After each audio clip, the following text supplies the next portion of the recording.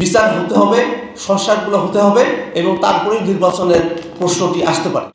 ৭২-এর সংবিধানের প্রতি বাংলাদেশের কিছু কিছু রাজনৈতিক দলের অতি ভক্তি রয়েছে। গত ৩১শে ডিসেম্বর শহীদ মিনারে বৈষম্যবিরোধী ছাত্র আন্দোলনের ডাকে জুলাই অভ্যুত্থানের ঘোষণাপত্র পাঠের কর্মসূচিটি আমরা সেদিনের জন্য স্থগিত রাখি।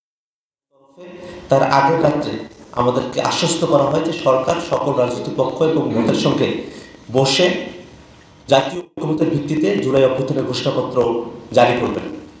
আমরা ৩১শে ডিসেম্বর সরকারকে এই আহ্বান জানিয়েছি যে আগামী ১৫ই জানুয়ারির মধ্যেই যেন সরকার এই উদ্যোগ গ্রহণ করে এবং ঘোষণাপত্র জারির কাজটি সম্পন্ন করে।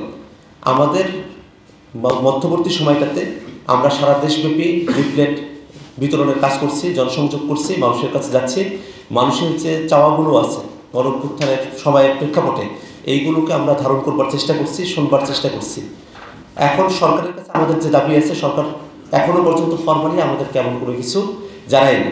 আমরা সরকারকে আহ্বান জানাবো, সরকারের পক্ষে সম্ভব হবে অবশ্যই আমরা যে সময়সীমার কথা বলেছি তার মধ্যেই সরকার উদ্যোগ নিলে আমরা এই ক্ষেত্রে সরকারের থেকে দৃশ্যমান পদক্ষেপ আমরা আশা করছি।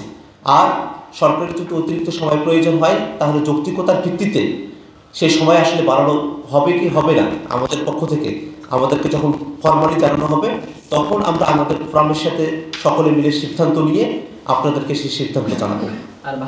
আমরা দেখি যে তারা ৭২-এর সংবিধানকে তারা ৭১-এর মুক্তিযুদ্ধের সাথে সমানভাবে তারা ব্যাখ্যা করবার চেষ্টা করছেন। আমরা এখানে খুব স্পষ্ট করে বলেছি যে ৭১-এর মুক্তিযুদ্ধের যে আকাঙ্ক্ষা, সাম্য, মানবিক মর্যাদা, সামাজিক সুবিচারের যে বাংলাদেশ হবার কথা, সেই আকাঙ্ক্ষাকে ৭২ হয়েছে।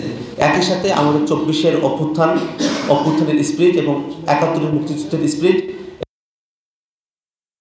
সবাই থেকে নিয়ে পাকিস্তান আন্দোলন প্রত্যেকটা সময় আমাদের যে সংগ্রামের ইতিহাস আছে সেগুলোকে ধারণ করে ঐতিহাসিক ধারাবাহিকতাকে অক্ষুণ্ণ রেখে এবং জনগণের যে জীবনমান, জনগণের যে নিরাপত্তা, জনগণের যে মানবিক মর্যাদা, ডিগনিটির যে প্রশ্ন এবং সমস্ত ফেসিবাদী ব্যবস্থার সময়টাতে যে ধরনের অন্যায় অবিচারগুলো হয়েছে, গণহত্যা সংঘটিত হয়েছে সেগুলোর বিচার এবং বাংলাদেশে যাতে কোনোভাবে আর ফেসিবাদ ফিরে না আসে সেই লক্ষ্যে একটি নতুন সংবিধানের প্রত্যাশা আমরা ব্যক্ত করেছি।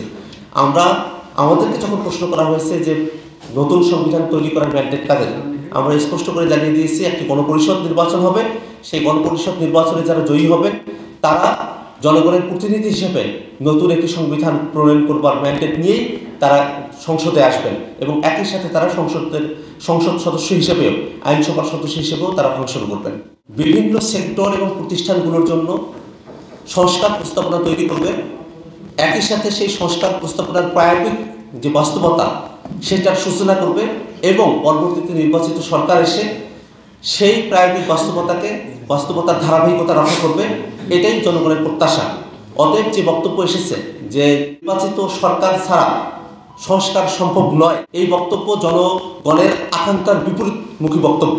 আমরা এই বক্তব্যের সঙ্গে একমত নই।